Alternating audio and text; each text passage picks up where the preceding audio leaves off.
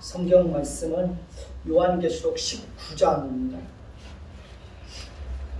요한계시록 19장 1절부터 10절까지 하겠습니다.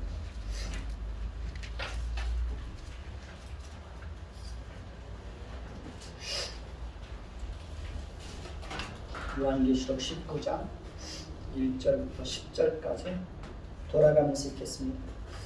이 일 후에 내가 들으니 하늘에 허다한 무리에 큰 음성 같은 것이 있어 이르되 할렐루야 구원과 영광과 능력이 우리 하나님께 있도다.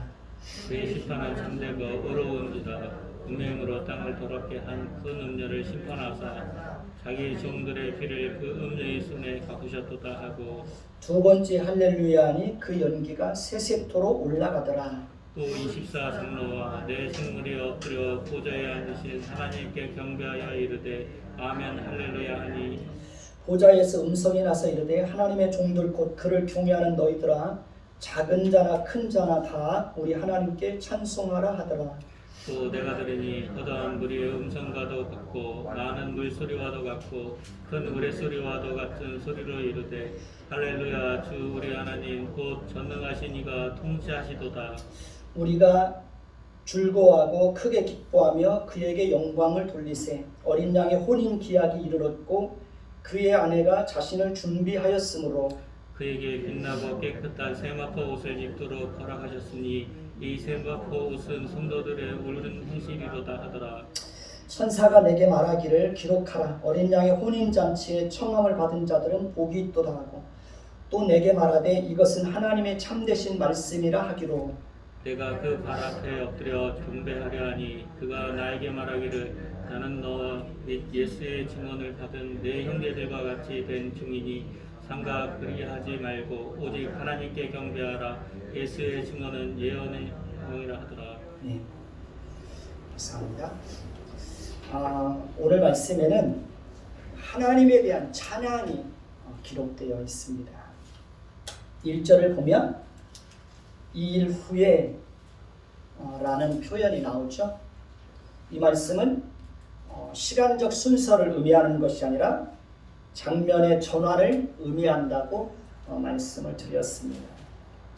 17장과 18장에서는 하나님과 교회를 대적하고 하나님의 백성들을 핍박하는 세상의 모든 악한 세력들과 또 큰 음료로 상징되는 로마 제국에 대해서 철저하게 심판하실 것을 말씀하고 있습니다. 그리고 이제 상황이 바뀌어서 하나님을 찬양하는 장면이 나오는 것을 봅니다. 바벨론이 하나님으로 인하여 무너짐과 동시에 또 하늘에서는 할렐루야 찬양이 울려 퍼지고 있습니다. 한쪽에서는 처참하게 무너지는 심판이 그려져 있고 다른 한쪽에서는 하나님의 백성들이 모여서 하나님을 찬양하고 있습니다. 하나님께서 사도 요한을 통해서 이러한 사실들을 기록하고 있는 것은 고난받고 있는 성도들을 위로하고 격려하기 위해서 그렇게 말씀을 기록하고 있습니다. 1절을 다시 보면 할렐루야 구원과 영광과 능력이 누구에게 있습니까? 우리 하나님께 있도다 라고 찬양하는 것을 봅니다. 할렐루야는 여호와를 찬양하라는 뜻입니다. 다시 말하면 구원과 영광과 능력이 우리 하나님께 있으니 그 하나님을 어떻게 하라는 겁니까? 찬양하라는 것입니다. 계시록 4장 8절도 보면 천사로 상징되는 네 생물이 밤낮 쉬지 않고 하나님을 찬양하기를 거룩하다 거룩하다 주 하나님 곧 전능하신 이여 이제 전에도 계셨고 이제도 계시고 장차 오실 이라고 찬양하는 것을 봅니다. 계시록 4장 9절에서도 보면 천사들이 보좌에 앉으사 세세토록 살아계신 이에게 영광과 존귀와 감사를 돌려드리는 것을 볼 수 있습니다. 우리도 장차 하나님의 나라가 완성되었을 때 그 나라에서 이렇게 하나님의 구원과 하나님의 영광과 하나님의 능력을 소리 높여서 찬양하게 될 것입니다. 하나님은 우리를 모든 죄와 비참함과 하나님의 진노의 심판과 지옥의 형벌로부터 우리를 구원해 주셨습니다. 하나님은 영원부터 영원까지 살아계신 분입니다. 하나님은 지금도 우리와 함께 하십니다. 하나님은 지금도 우리의 기도를 들어주시고 우리의 기도에 응답해 주십니다. 하나님은 우리의 아버지십니다. 우리는 그분의 자녀들입니다. 그렇기 때문에 하나님은 절대로 저와 여러분들을 외면하시거나 버리지 않습니다. 하나님은 언제나 신실하신 분입니다. 하나님은 자신이 약속하신 것은 성실하게 이루어 주시는 분입니다. 하나님은 거짓이 없습니다. 하나님은 전능하신 분입니다. 하나님은 만왕의 왕이요 만주의 주이십니다. 우리는 이렇게 하나님이 어떠하신 분이신지를 기억하고 날마다 우리의 입술을 열어서 그 하나님의 하나님 되심을 어떻게 해야 됩니까? 찬양해야 되는 것입니다. 2절에서는 한번 보십시다. 2절에서는 그의 심판은 참되고 의로운지라. 은행으로 땅을 더럽게 한 그 큰 음녀를 심판하사 자기 종들의 피를 누구에게 갚으셨습니까? 그 음녀의 손에 갚으셨도다 라고 하는 것을 봅니다.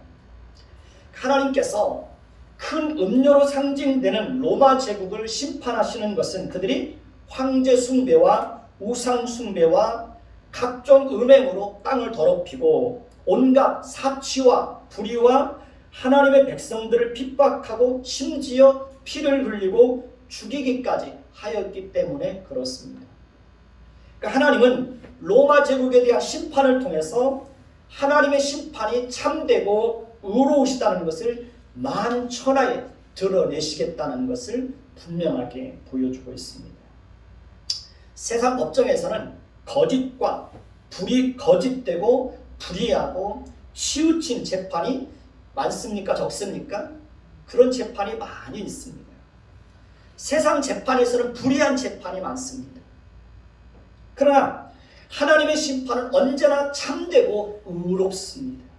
왜냐하면 하나님은 거짓과 불의를 행하실 수 없는 분이시기 때문에 그렇습니다. 하나님은 악인들의 행위를 자세히 살펴보시고 그들의 죄를 따라서 반드시 심판하실 때가 있습니다. 하나님 앞에서는 그 어떤 죄도 숨길 수가 있을까요? 없을까요? 하나님 앞에서는 그 어떤 죄도 숨길 수가 없습니다. 왜냐하면 하나님은 마음의 생각까지도 그 사람이 마음에 품고 있는 그 내면의 동기까지도 다 꿰뚫어 보시는 분이시기 때문에 하나님을 숨길 수가 없습니다.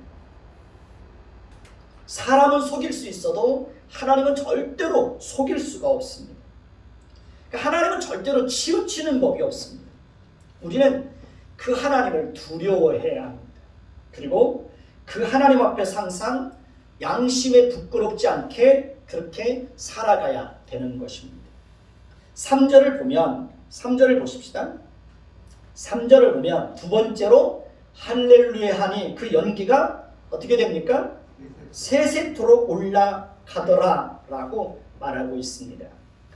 계시록 18장 8절에서 9절을 보면 로마 제국으로 상징되는 크고 견고한 성 바벨론이 불에 살라지게 될 것이라고 말하고 있습니다. 그리고 그와 함께 음행하고 사치하던 땅의 왕들도 그가 불타는 연기를 보고 이하여 울고 가슴을 치게 될 것이라고 말하고 있습니다. 이것은 그들에게 무시무시한 하나님의 저주의 심판이 임할 것을 말씀하고 있습니다. 하나님은 그들에 대한 심판을 통해서 하나님이 얼마나 크고 강하신 분이신지를 분명하게 드러내실 것이라고 말씀하고 있습니다. 그렇기 때문에 하나님은 그 하나님을 찬양하라는 것입니다.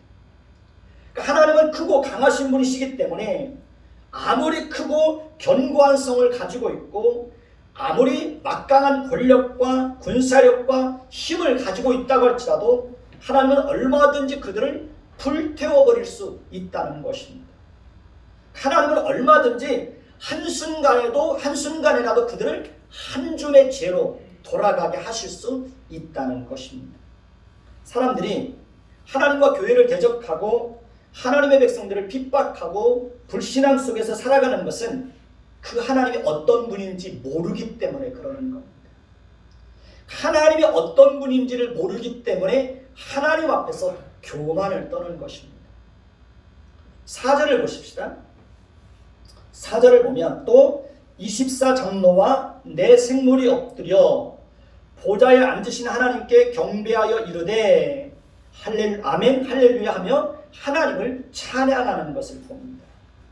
여기서 24장로는 구약시대에 살았던 구원받은 백성 전체를 상징하는 이스라엘의 12지파와 신약시대 이후에 구원받을 하나님의 백성들 전체를 상징하는 12사도를 합한 숫자입니다.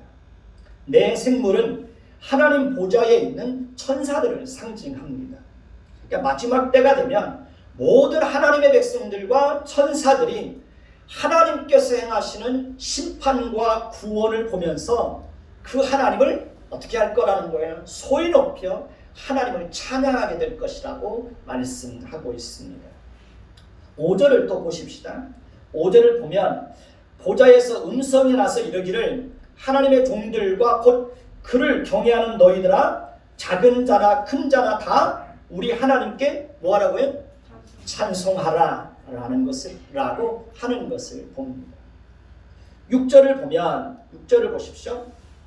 6절을 보면 요한은 허다한 무리의 음성과도 같고 많은 물소리와도 같고 또 큰 우레소리와도 같은 소리를 들었다고 말하고 있습니다. 여기서 많은 물소리와 큰 우레소리는 그러니까 허다한 무리의 찬양 소리가 온 우주에 울려 퍼질 것을 보여주고 있는 것입니다. 마지막 때가 되면 허다한 무리의 음성과도 같고 많은 물소리와도 같고 큰 우레소리와 같은 그 큰 음성들이 온 우주에 울려 퍼지면서 하나님을 그렇게 찬양하게 될 것이라고 말하고 있습니다. 그들은 하나님의 통치를 찬양하고 있습니다. 6절을 다시 보면 할렐루야 주 우리 하나님 곧 전능하시니가 어떻게 하시도다? 통치하시도다 라고 말씀하고 있습니다. 하나님은 온 우주 만물의 주인이십니다. 하나님은 만왕의 왕이십니다. 하나님은 전능하신 분이십니다. 그 하나님께서 온 우주 만물과 세상의 모든 왕들과 세상의 모든 역사를 주관하시고 다스리십니다. 하나님은 우리의 왕이십니다. 그 하나님은 교회와 모든 것을 통치하시고 다스리시는 분이십니다. 그러니 그 온 우주 만물을 통치하시고 다스리시는 그 하나님을 어떻게 하라는 거예요? 찬양하라는 것입니다. 7절을 보십시오. 7절을 보면 우리가 즐거워하고 크게 기뻐하며 그에게 무엇을 돌리자고 말합니까? 영광을 돌리자고 하는 것을 봅니다. 그 이유는 어린 양에 무엇이 이르렀기 때문입니까? 혼인 기약이 이르렀기 때문이라고 말하고 있습니다. 성경에서는 예수님과 교회와의 관계를 신랑과 신부로 그렇게 묘사를 하고 있습니다. 그리고 장차 천국에서 예수님을 만나고 예수님과 함께 사는 것을 또 혼인잔치로 그렇게 비유해서 설명을 하고 있습니다. 그러니까 신랑과 신부가 서로 사랑하다가 결혼을 통해서 한 몸을 이루게 됩니다. 우리도 장차 천국에서 주님과 함께 한 몸을 이루게 될 것입니다. 이 땅에서도 결혼은 신랑과 신부에게 가장 즐겁고 기쁘고 기대되고 행복하고 복된 날입니다. 하물며 그러니까 우리가 장차 천국에서 그러니까 하나님께서 우리를 위해서 예비해 놓으신 새하늘과 새 땅에서 주님을 만나게 되고 주님께서 우리를 신부로 맞이하여 주실 때 우리에게는 얼마나 크고 더 즐겁고 영광스럽고 기쁘고 행복한 날이겠습니까? 그 영광과 기쁨과 행복과 즐거움을 무엇과 비교할 수 있겠습니까? 그때 주님은 우리 한 사람 한 사람들을 주님의 품 안에 안아주시면서 우리의 모든 고통과 아픔과 상처와 눈물을 씻어주시면서 수고하고 애썼다고 우리를 위로해 주실 것입니다. 그리고 우리는 그 주님의 품 안에서 큰 위로를 받게 될 것입니다. 주님의 그 위로로 인해서 우리 마음속에는 큰 기쁨과 감격과 감동과 행복과 큰 평안이 우리에게 임하게 될 것입니다. 천국에서는 주님이 우리의 영원한 보호자가 되어주십니다.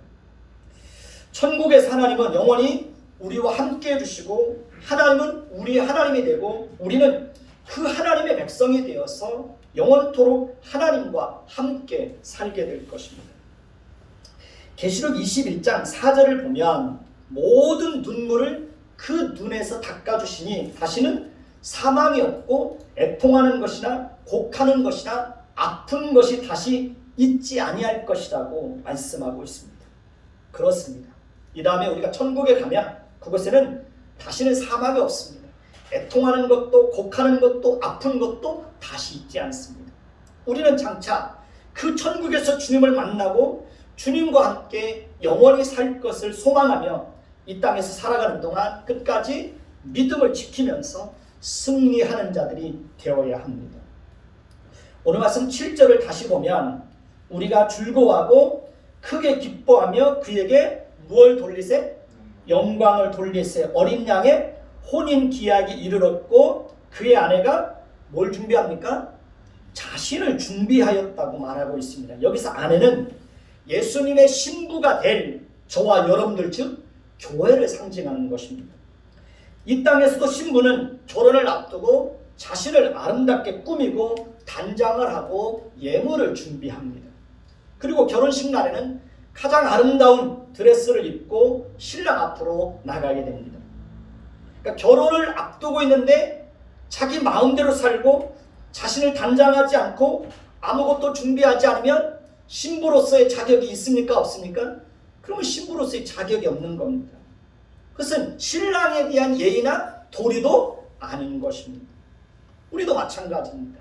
그러니까 우리도 장차 우리의 신랑 되신 예수님을 만나기 위해서 이 땅에서 하나님의 백성답게 어떻게 살아야 되는 겁니까? 거룩하고 정결하게 살아가야 합니다. 그러니까 우리가 이 땅에서 주님을 만나기 위해서 준비해야 될 것은 무엇이 있을까요? 우리가 이 땅에서 주님을 만나기 위해서 우리가 준비해야 될 것은 그 나라의 성품입니다. 하나님의 성품입니다. 그래서 우리는 이 땅에서도 하나님의 성품을 풍성하게 닮아가기 위해서 어떻게 해야 됩니까? 끊임없이 노력해야 되는 겁니다. 참고 견디고 용서하고 사랑하고 배려하고 관용하고 화평하고 성결하고 긍휼을 베풀고 위로하고 나누고 베푸는 삶을 통해서 그 나라의 성품을 준비해 가야 되는 것입니다. 그런데 사실 우리가 그렇게 사는 것은 어렵습니까? 쉽습니까? 어렵습니다. 우리가 그렇게 살려고 하면 사실 끊임없이 우리의 자존심을 내려놓지 않으면 그렇게 살 수 없습니다. 우리의 고집과 그 다음에 이기심과 집착, 아집 그런 것들을 내려놓지 않으면 하나님의 성품을 드러내면서 살아갈 수가 없습니다. 우리가 손해보지 않고 희생하지 않으면 하나님의 성품을 나타낼 수가 없습니다. 우리가 살다 보면 부모가 자식을 사랑하고 용서하고 긍휼을 베풀고 오래 참고 품어주는 것이 쉽습니까? 어렵습니까? 부모가 자식을 사랑하는 것도 어렵습니다. 부모가 자식을 사랑하는 것도 어렵지만 자식이 부모를 위해서 희생하고 손해보는 것은 더더욱 어렵습니다. 저도 마찬가지입니다. 자식에게는 뭔가 한없이 아낌없이 주는 것 같은데 정말 부모에게는 그게 잘 안 돼요. 며칠 전 새벽에 조양성 권사님한테 권사님 자식들 사랑하는 것도 참 어려운 것 같다고, 부모에게 하는 것도 참 어려운 것 같다고 그랬더니 조양성 권사님이 그러더라고요. 부모는 자식에게 효도하면서 사는 거라고. 거꾸로 얘기하는 거예요. 자식이 부모한테 효도해야 되는데 오히려 자식이 부모에게 효도하는 거라는 거예요. 그렇게 내리사랑하면서 인생을 사는 거라고 그렇게 말씀하시는데 그 말씀이 이렇게 공감이 가더라고요. 그러니까 자식한테는 그렇게 할 수 있는데 자식이 부모에게 하는 것은 잘 안 돼요. 저도 잘 안 돼요. 솔직하게. 남편이 아내를 사랑하고 남편이 아내를 사랑하고 아내가 남편에게 순종해야 되는 것은 너무 당연한 거예요. 근데 살다 보면 그게 어렵습니까? 쉽습니까? 참 어렵습니다. 정말 어려워요. 누구나 다 저도 인정해요. 저도 어려워요. 저도. 형제끼리 살아가는 것도 어려워요. 서로 용서하고 사는 것도 참 어려워요. 쉬운 게 하나도 없어요. 살아보면. 하물며 나와 전혀 관계가 없는 이웃을 사랑하고 이웃을 위해서 희생하고 이웃을 위해서 헌신하고 이웃을 오래 참고 용서하고 사랑하며 산다고 하는 것은 더더욱 어려운 거예요. 어렵습니다. 우리가 사실 하나님의 말씀을 따라 살아보고 하나님의 성품을 따라 살아보려고 노력하지만 우리는 끊임없이 우리의 힘으로 그렇게 할 수 없다는 사실을 뼈저리게 경험하며 살게 됩니다.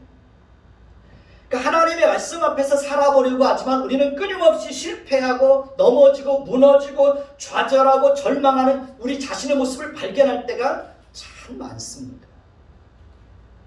우리 안에는 부패하고 타락한 본성이 남아 있습니다.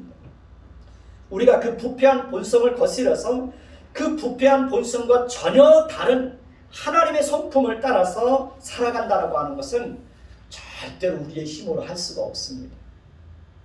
그래서 우리에게는 하나님의 은혜가 필요한 겁니다. 하나님이 그렇게 살도록 우리에게 은혜를 주실 때 우리는 비로소 그렇게 살아갈 수 있게 되는 거예요. 그러니까 성령께서 우리 안에 있는 부패한 본성을 끊임없이 통제하여 주시고 다스려 주실 때 우리는 그 부패한 본성을 다스릴 수 있게 되는 거예요.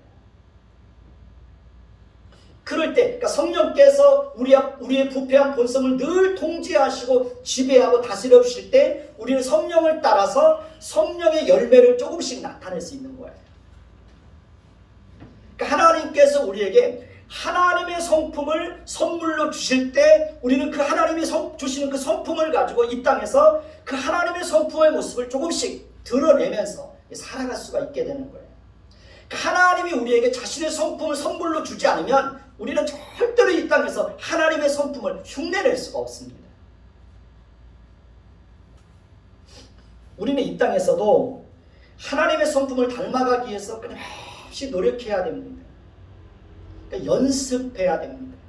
그러니까 사랑도 연습입니다. 사랑도. 하나님의 성품을 드러내는 언어 습관도 지속적으로 연습해야 됩니다. 그러니까 우리의 언어에 하나님의 성품을 담아내는 거예요. 그게 하루아침에 되지 않아요.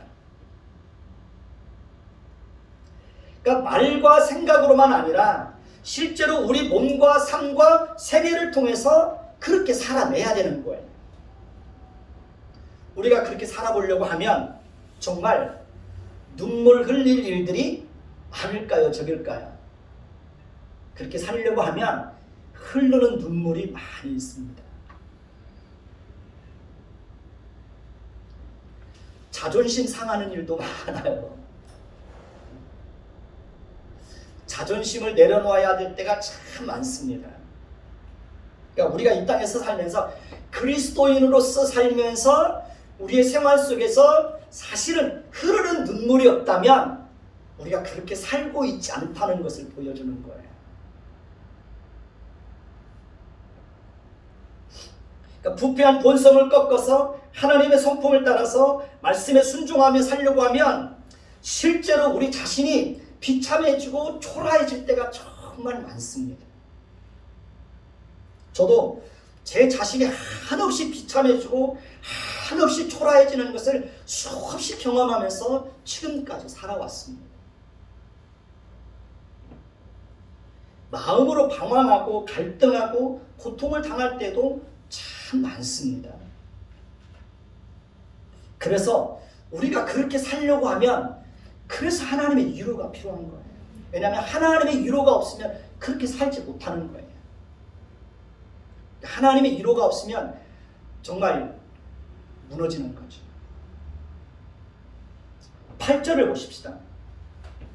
8절을 보면 그에게 빛나고 깨끗한 세마포 옷을 입히도록 어떻게 해요? 허락하셨으니 라고 말하고 있습니다. 그리고 그 세마포 옷은 무엇이라고 말합니까? 성도들의 옳은 행실이라고 말하고 있습니다. 자, 이 말씀은 우리에게 큰 위로와 격려와 힘이 되는 말씀입니다. 우리는 분명히 예수님의 신부로서 예수님을 만날 준비를 하기 위해서 예수님의 성품을 닮아가는 연습을 끊임없이 우리의 생활 속에서 해야 되는 겁니다. 그것은 분명히 우리 자신이 100% 우리 몸으로 노력해야 되는 겁니다. 그러나 하나님은 그 일을 우리 자신에게만 맡겨두지 않으시고 우리로 하여금 그렇게 하도록 열심을 가지고 끊임없이 우리를 이끌어 주시고 격려해 주시고 일으켜 주시고 용기를 주시고 은혜를 주시고 위로해 주신다는 것입니다.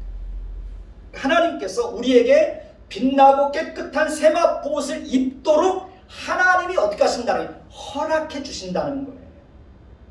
하나님께서 우리가 옳은 행실을 가질 수 있도록 하나님께서 우리에게 은혜를 주신다는 거예요. 우리 신명기 30장을 한번 찾아보십시다. 신명기 30장입니다.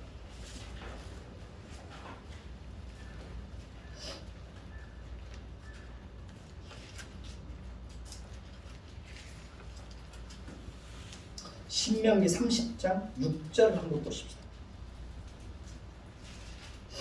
구약성경 310페이지. 구약성경 310페이지입니다. 신명기 30장 6절. 찾으셨습니까? 310페이지입니다. 거기 보십시오. 같이 읽습니다. 시작. 내 하나님 여호와께서 내 마음과 내 자손의 마음에 할례를 베푸사 너로 마음을 다하며 뜻을 다하여 내 하나님 여호와를 사랑하게 하사 너로 생명을 얻게 하실 것이며 라고 말씀하고 있습니다.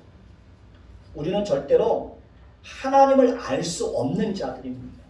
우리는 절대로 하나님을 신뢰할 수 없는 그런 자들입니다. 더더욱 우리는 하나님을 사랑할 수 없는 사람들입니다. 그런데 하나님은 우리의 마음을 고치고 바꾸고 우리 마음에서 완악하고 강팍한 마음을 제거하고 우리 마음을 부드럽게 하고 우리 마음에 새로운 마음을 주셔서 우리로 하여금 어떻게 하시겠다는 거예요? 마음을 다하고 뜻을 다하여 누구를 사랑하게 하시겠다는 거예요? 하나님을 사랑하게 하시겠다는 것입니다. 기적이 다른 것이 아닙니다.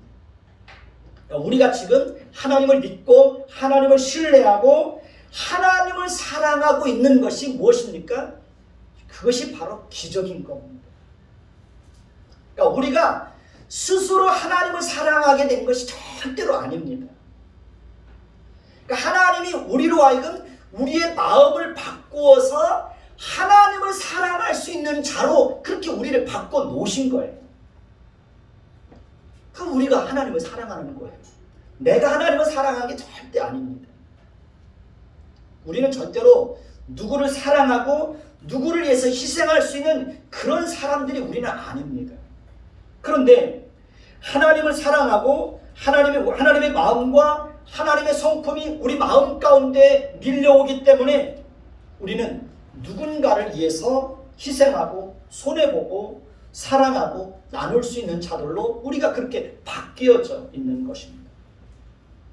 만약에 하나님께서 우리에게 너희 스스로 한번 그렇게 살아보아라 라고 내버려 두시면 우리는 절대로 그렇게 살지 못합니다.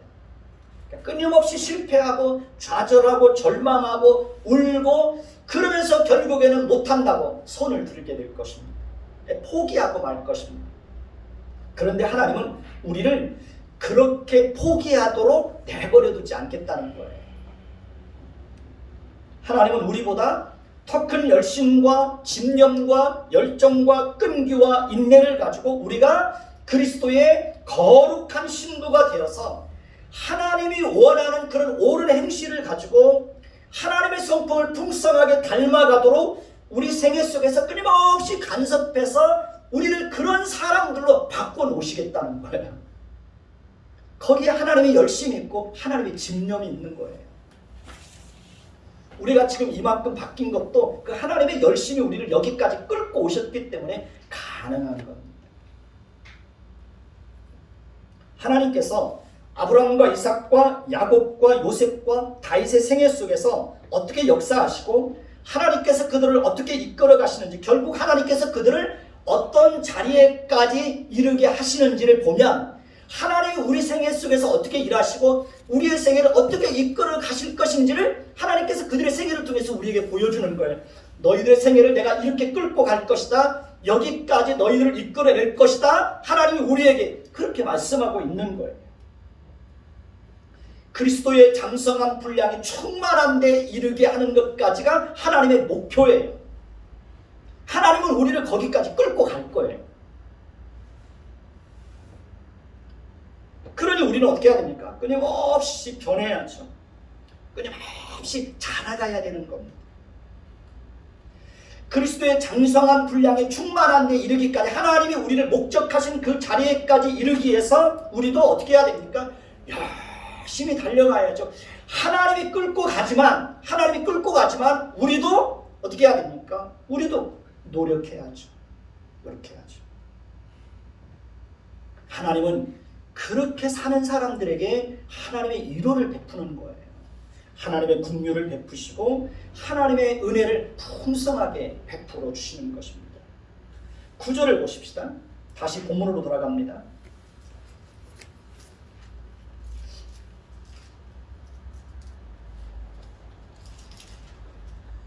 자, 9절을 보면 천사가 말하기를 어린 양의 혼인잔치에 어떤 사람들, 청함을 받은 자들은 복이 있도다 라고 말하고 있습니다. 그 어린 양의 혼인잔치에 청함을 받은 자들은 복이 있는 사람들이라는 거예요. 그 사람들은 어떤 사람들입니까? 창세전에 그리스도 예수 안에서 하나님의 자녀로 선택받은 자들입니다. 그렇게 창세전에 그리스도 예수 안에서 하나님의 자녀로 선택받은 자들 사람들만이 마지막 날에 그 혼인잔치에 참여할 수가 있게 되는 것입니다. 아무나 그 혼인잔치에 참여할 수 있는 것이 아닙니다. 그러니까 가장 복받은 사람은 그 어린 양의 혼인잔치에 신부로 초청받은 사람들, 그런 사람들이 복받은 사람들입니다. 저와 여러분들이 바로 그런 사람들이죠.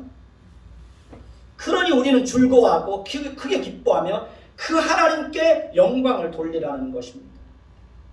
9절 후반부에 보면 이것은 참되신 하나님의 말씀이라고 하고 있습니다. 그렇습니다. 이 모든 것은 자신의 약속을 신실하게 이루어 가시는 하나님의 말씀대로 반드시 성취되고 말 것입니다. 하나님은 전능하신 분이시기 때문에 반드시 이 모든 것을 이루어내실 것입니다. 모든 것은 하나님의 말씀대로 이루어지는 것입니다. 구원도 심판도 종말도 역사도 다 하나님의 말씀대로 이루어지는 것입니다. 그러니 우리는 하나님의 말씀을 믿고 이 땅에서 하나님의 백성답게 거룩하고 구별되게 살고 빛나고 깨끗한 세마포 옷을 입고 우리의 구원자 되시고 신랑 되시는 예수님을 만나기 위해서 열심히 살아야 합니다. 열심을 품고 주를 섬겨야 되는 것입니다.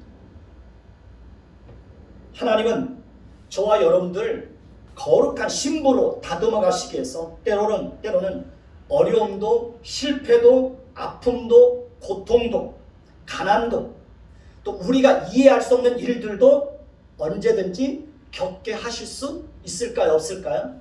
하나님은 겪게 하실 수 있습니다. 그러니까 하나님은 하나님은 우리를 사랑하시기 때문에 우리 안에 있는 불의를 하나님은 기뻐하실 수가 없습니다. 그래서 때로는 우리 안에 불의가 있을 때 하나님께서 우리 안에서 그 불의를 뽑아내시기 위해서 하나님이 때로는 징계를 하실 수가 있는 겁니다. 우리가 자녀들을 키울 때도 그렇잖아요. 자녀들이 어떤 불의를 가지고 있을 때 부모는 그것을 용납할 수 없기 때문에 그 불의로부터 자녀를 건져내시기 위해서 자녀를 징계하는 겁니다. 하나님도 그러는 거예요. 하나님도. 사도 바울은 자신에게 임하는 고난을 자신 속에서 악하고 더럽고 추하고 불순물들이 제거되는 구원의 과정으로, 성화의 과정으로 그렇게 이해되고 자신에게 임하는 그 고난을 기뻐하고 감사했던 것을 볼 수가 있습니다. 하나님은 우리를 성숙한 그리스도인들로 만들기 위해서 끊임없이 우리를 단련하신다는 사실을 기억해야 합니다. 하나님은 우리로 하여금 끊임없이 죄를 멀리하고 죄의 쇠사슬을 끊어버리도록 간섭하신다는 사실을 잊으면 안 됩니다. 하나님은 우리가 아무것도 자랑하지 않도록 우리가 자랑하는 그 모든 것들이 얼마나 헛된 것인지를 지속적으로 경험하게 될 것입니다. 무엇인가 자랑하면 그 자랑하는 것들이 무너지는 것을 경험하게 될 거예요. 그래서 하나님은 결국은 아무것도 자랑하지 말라고 끊임없이 우리를 또 이렇게 훈계하실 것입니다. 하나님은 끊임없이 우리 욕심을 내려놓도록 하나님이 간섭하실 것입니다. 하나님은 우리가 하나님 외에 그 어떤 것도 의지하지 않도록 우리 인생 속에서 지속적으로 간섭하실 것입니다. 목회를 하다 보면 오해 없이 들으셨으면 좋겠습니다. 목회를 하다 보면 때로는 하나님께서 이렇게 헌금을 풍성하게 내는 사람을 하나님이 한 번씩 그렇게 보내주실 때가 있습니다. 그런데 어느 일정 기간이 지나고 나면 하나님이 그런 분들을 다른 데로 그렇게 옮겨가십니다. 그러니까 하나님께서 그렇게 하시는 것은 목회자로 하여금 그 어떤 사람도 의지하지 않고 오직 하나님만 의지하고 하나님만 바라보도록 하시기 위해서 하나님이 한때 보내셨다가 그분을 또 다른 데로 옮겨가세요. 그러니까 저만의 고백은 아니에요. 저만의 고백. 근데 감사한 것은 그런 상황 속에서 목회자가 하나님만 바라보고 하나님만 의지하면 그 부족한 부분들을 하나님이 또 다른 손길들을 통해서 또 채워주신다는 거예요. 우리가 살다 보면 사람에 대한 기대가 무너질 때가 참 많죠. 사람에 대해서 실망할 때가 많이 있습니다. 우리는 때로 하나님에 대한 기대가 무너질 때도 있습니까? 없습니까? 하나님에 대한 기대가 무너질 때 있어 없어요? 하나님에 대한 기대가 무너질 때도 많아요. 하나님에 대해서 실망할 때도 많이 있습니다. 저도 마찬가지입니다. 저도 하나님에 대한 기대가 무너지고 하나님으로 인하여서 실망할 때도 저도 많이 있습니다. 교회를 개척하고 임대료를 제 날짜에 내본 적이 별로 없는 것 같아요. 그러니까 제 날짜에 임대료를 보내본 적이 그렇게 많지 않아요. 그러니 제가 25년 목회를 하면서 마음고생을 얼마나 많이 했겠습니까? 임대료를 제 날짜에 보내지 않으면 어김없이 건물 주인에게 전화가 와요. 그러면 정말 죄인처럼 작아지는 거예요. 그리고 그 주인에게 머리를 조아려야 돼요. 죄송하다고. 그러면 건물 주인이 언제까지 임대료를 보내줄 거냐고 자꾸 물어요. 그러면 약속할 수는 없지만 언제까지는 제가 보내드리도록 하겠습니다. 그런데 그 약속을 지키지 못할 때가 다반사예요. 그러면 또 전화가 와요. 그러니까 그런 일들을 계속해서 반복하다 보니까 나중에는 핸드폰에 건물 주인에 대한 전화번호만 뜨면 마음이 막 불안하고 두려워요. 그래서 전화를 못 받을 때가 있어요. 그러면 건물 주인에게 또 문자가 와요.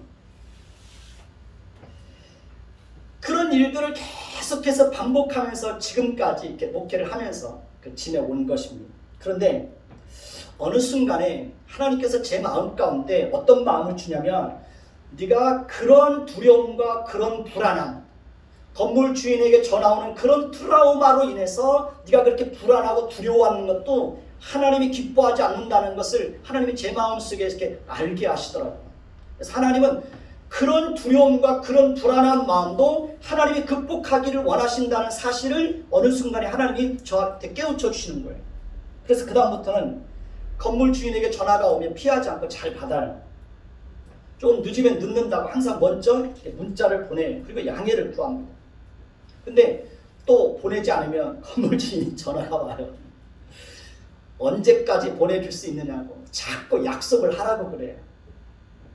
근데 지금은 좀 담대해져 가지고 아니 제가 지키지 못할 약속을 어떻게 제가 약속을 하겠습니까? 그러니까 건물 주인이 묻더라고요. 아니 목사님 그렇게 말씀하시면 어떻게 하냐고. 아니 어떻게 하냐고. 내가 약속을 지키지 못하는데 내 힘으로.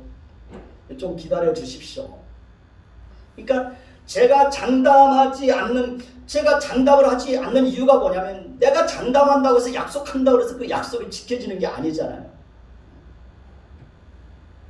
약속을 안 해요. 대신 좀 기다려 주십시오. 근데 요즘에는 하나님의 은혜로 임대료는 잘 내고 있어요. 여러분들 걱정하지 않으셔도 돼요. 임대료 잘 내고 있어요.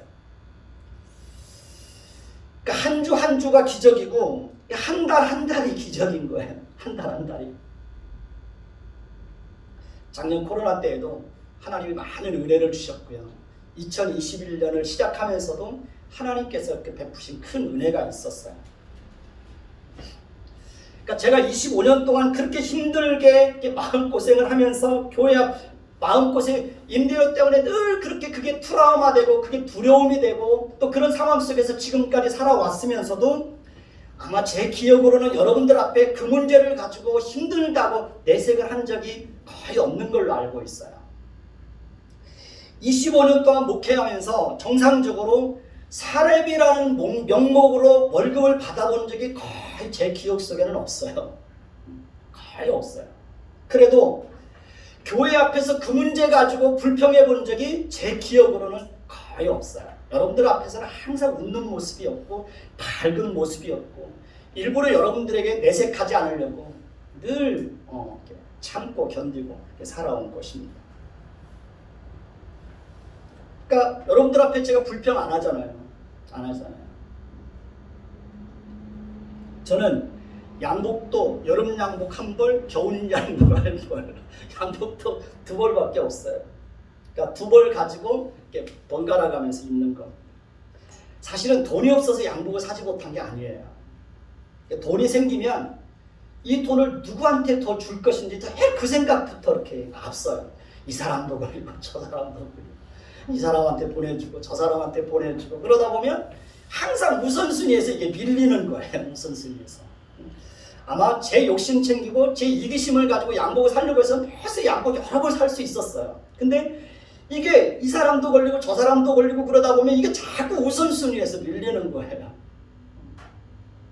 그러니까 하나님은 제 안에서 끊임없이 어떤 저에 대한 이기심, 제 욕심들을 끊임없이 내려놓게 하는 거예요. 하나님이 저한테 누군가를 통해서 이렇게 물질이 들어오면 여보 누구한테 얼마 좀 보내줘, 누구한테 얼마 좀 보내줘. 그러면 집사람은 그렇죠. 실질적으로 자기 손에 주어지는 것은 얼마 안 된다는 거예요. 근데요, 그것도 시험이에요. 하나님이 나한테 그냥 줬는데도 왜 그렇게 누군가에게 뭔가를 주려고 하면 그렇게 움켜주고 싶은 마음이 생기는지 모르겠어요. 욕심이 생겨요. 욕심이 생겨요. 근데 그 욕심을 내려놓는 거예요. 이기적인 욕심을 내려놓는 거예요. 그러니까 하나님은 25년 동안 저를 그렇게 단련해 오셨어요. 오직 하나님만 의지하고 하나님께서 공급해 주는 힘으로만 살도록 하나님이 저를 그렇게 이끌어 오신 거예요. 그래서 저는 하나님께서 저의 생애를 그렇게 이끌어 오신 것에 대해서 하나님에 대해서 불만이 있냐? 전혀 불만 없어요. 불만 없어요. 제가 여러분들 앞에서 하나님에 대해서 불만이 있다면 여러분들 앞에 불평하고 내색하고 그랬겠죠. 저는 심지어 자녀들 앞에서도 내색하지 않아요. 불만 없어요. 하나님이 만약에 제 생애를 그렇게 이끌어오지 않았다면 제가 그렇게 하나님 앞에 정말 가난한 마음으로 늘 하나님을 바라보며 하나님을 의지하며 하나님 앞에 무릎을 꿇고 그렇게 기도하면서 살아오지 않았을 거예요. 요즘에는 오전에는 1시간씩 이렇게 산에 등산 갔다가 그 산에서 1시간씩 기도를 하고 내려와요. 새벽에 와서 기도하고 아침에 가서 밥 먹고 산에 등산 갔다가 그 산에서 1시간 기도하고 저녁에 와서 또 기도하고, 하나님이 제 생애를 그렇게 끌어가는 거예요. 하나님만 의지하도록, 하나님만 바라보도록. 근데 그게 감사한 거예요. 감사한 거예요. 며칠 전에 새벽 기도하면서 하나님이 저를 외면하시면 저 못 삽니다 라는 기도를 드리려고 하는데 갑자기 제 마음속에 그 말문이 탁 막혀버렸어요. 왜냐하면 제 마음속에 하나님이 나 외면한 적이 있나? 라고 생각해 보니까 하나님이 저를 외면한 적이 없는 거예요. 결정적인 순간마다 하나님이 저를 외면하신 적이 없더라고요. 생활 속에서 힘들고 어려워서 그렇게 보면 하나님이 나를 외면하시는 것 같은데 정말 결정적인 순간에는 하나님이 저를 외면하신 적이 없어요. 그래서 하나님이 저를 외면하시면 저는 못 삽니다 라는 그런 기도를 하려고 했다가 갑자기 말문이 탁 막혀서 그래요. 하나님 저 외면한 적 없어요. 오히려 하나님 앞에 감사의 기도를 드리게 되었습니다.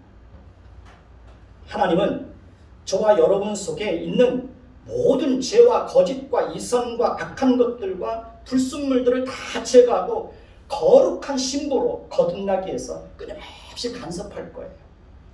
하나님은 저와 여러분들이 하나님이 아닌 다른 것으로 힘을 삼고 하나님이 아닌 다른 것을 의지하면서 사는 것을 절대로 하나님은 기뻐하지 않습니다. 하나님은 저와 여러분들이 창녀처럼 세상을 사랑하고 세상의 마음을 빼앗기고 돈의 마음을 빼앗기고 남을 속이고 남을 이용하고 다른 사람의 자존심을 짓밟고 그렇게 사는 것을 하나님은 절대로 원하지 않습니다. 하나님은 우리 속에 있는 부패한 본성들을 다 끌어내기를 원하고 그 불쾌한 본성들을 다 불태워버리기를 원하는 거예요. 그리고 그리스도의 신부답게 거룩하고 정결하게 그렇게 살기를 원하는 거예요. 그리고 그러한 일들은 절대로 평안하고 행복하고 부족함이 없고 건강하고 평탄할 때는 그런 게 이루어지지 않습니다. 그랬을 때로 하나님께서 우리 인생을 송두리째 흔들어 놓을 때가 있는 거예요. 하나님은 저와 여러분들이 이 땅에서 돼지처럼 잘 먹고 잘 살다가 도살장으로 끌려가는 그런 인생을 사는 것은 하나님은 절대로 원하지 않습니다. 하나님은 저와 여러분들이 예수님의 신부답게 옳은 행실을 가지고 살기를 원하는 거예요. 우리가 거룩한 신부로 아름답게 단장되었을 때 이 다음에 하나님 앞에 섰을 때 부끄러움을 당하지 않게 되는 것입니다. 주님의 이름으로 선지자 노릇하고 주님의 이름으로 귀신을 쫓고 주님의 이름으로 능력을 행하고 주님의 이름으로 예언을 행하고 주님의 이름으로 병 고치는 자들 중에서 불법을 행하는 자들, 그들은 주님 앞에서 내쫓김을 당하게 될 것이라고 분명하게 경고하고 있습니다. 중요한 것은 어떤 일을 하느냐 하는 것보다 더 중요한 것은 뭐냐면 어떤 존재가 되느냐 하는 것입니다. 하나님은 어떤 일이나 외모나 성과나 결과를 가지고 절대로 우리를 평가하지 않습니다. 하나님은 우리의 존재를 가지고 평가하는 거예요. 우리가 어떤 사람으로 변화되었느냐. 여러분은 지금까지 살면서 예수를 믿으면서 어떤 사람으로 변화되어 있습니까? 변화된 모습 속에서 구제와 선교와 나눔과 봉사와 헌신이 이루어질 때 그것이 하나님께 영광이 되는 겁니다. 그러니까 존재는 하나도 변하지 않았는데 어떤 일들을 통해서 자신을 자랑하고 자신을 증명해 보이려고 하는 사람들이 많이 있습니다. 그건 순서가 잘못된 겁니다. 변화된 존재에서 자연스럽게 구제와 선교와 봉사와 헌신이 나올 때 그것이 우리의 자랑이 아니라 하나님께 대한 감사와 은혜의 고백으로 이어지게 되는 것입니다. 열심히 노력해야 됩니다. 저는 작은 능력을 가지고 있는 사람입니다. 저는 제 스스로가 생각할 때 성경에 보면 그 달란트 비유가 있지만 5달란트, 3달란트, 1달란트가 받은 사람들이 있다면 저는 제 스스로 생각할 때 1달란트 받은 사람이라고 생각해요. 저는 작은 능력을 가지고 있는 사람입니다. 그렇지만 하나님이 저에게 작은 능력을 주셨지만 그 작은 능력을 가지고 하나님 앞에 충성을 다하려고 늘 몸부림치는 거예요. 몸부림치는 거예요. 사랑하는 성도 여러분, 하나님은 저와 여러분들이 거룩한 신부로 빚어져 가기를 원해요. 그 일에 하나님이 여러분들을 도우실 것이고 여러분들을 독려하고 있어요. 신부답게 거룩하 빚어져 가라고요. 그러니 게으름 피울 수 있어요, 없어요? 게으름 피우면 안 되는 겁니다. 열심을 가지고 내가 할 수 있는 일을, 내 몸을 가지고 할 수 있는 일은 내가 최선을 다해야 되는 거. 그리고 하나님은 그 일을 우리에게만 맡겨두지 않으시고 하나님의 열심을 가지고 하나님이 목적하신 그 자리로 우리를 끊임없이 끌고 간다는 거예요. 그래서 하나님의 그 목적이, 하나님의 열심이 우리를 끌고 가기 때문에 우리가 이만큼 변해 있는 거예요. 저도 옛날에 비하면 많이 변해 있어요. 많이 변해 있어요. 하나님이 저를 그렇게 끌고 가는 거예요. 여러분들 속에서 그리스도의 신부다운 아름다운 모습들이 나타나게 되기를 예수님의 이름으로 축원해 드리겠습니다. 기도하겠습니다. 하나님, 예수님은 우리가 예수님의 신부답게 우리 자신이 준비되어지기를 원합니다. 그러나 주님은 그것을 우리 스스로에게만 맡겨두지 않으시고 주님께서 목적하신 자리로 주님의 거룩한 신부가 되어져 가도록 우리를 그렇게 이끌어 가시겠다고 말씀을 하십니다. 우리에게 옳은 행실을 입혀주시겠다고 말씀을 하십니다. 주님, 우리의 모습 속에서 그리스도의 신부다운 모습들이 나타날 수 있도록 우리의 삶 가운데 끊임없이 함께하여 주시고 우리로 하여금 마음을 다하고 뜻을 다하고 하나님을 사랑하며 그 하나님에 대한 사랑을 가지고 이웃을 사랑하며 살아갈 수 있는 은혜가 우리에게 임하게 하옵소서. 예수 그리스도의 이름으로 감사하며 기도드립니다. 아멘.